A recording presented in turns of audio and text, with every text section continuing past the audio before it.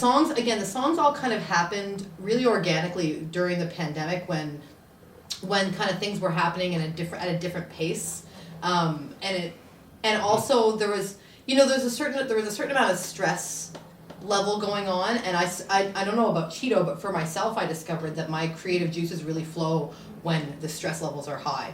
I was cranking out lyrics like it was a way for me to cope with the loss of being able to play gigs, and I had some stuff going on in my personal life that was really difficult.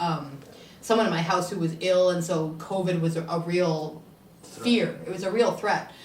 So there was a lot of anxiety, and I don't know, maybe kind of a bit of depression over not being able to play gigs, because it's just such a way to play music. Yeah, just not being able to play music. Like Chito, in a way, Chito has this advantage, because when you play a harmony instrument, you can pick that guitar up any time and just start strumming. But when you play an instrument like saxophone, like there's a lot of preparation to playing your sax. You got to get the reed wet. You got to put the whole thing together. You got to warm it up.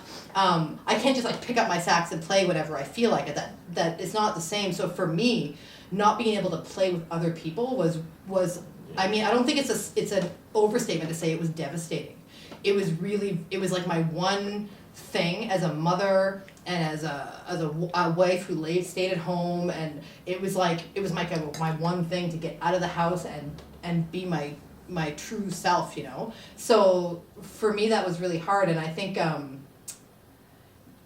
lot of the songs and the fact that they're so eclectic came from like this whole range of emotions that I was feeling, and how I was able to respond to the music that Chito was writing in that moment. I don't know that we would write the songs the same now as we wrote them then. Like honestly, this album is built on a lot of stress. It was a stress release for us. It was a way for us to get out things that we couldn't get out any other way, because we couldn't go with our band and go make a bunch of noise on a stage and make people happy, right? Yeah, we could have called it pandemic songs. We could have called it songs of the I thought about that, But I think that for both of us, again, I've mentioned the passion, that we're both really passionate, creative people, but who work best when we're working off of somebody else, That's when like the best stuff kind of comes out. Like Chito writes great chord progressions, but they're only chord progressions until they have a melody and lyrics on top of them.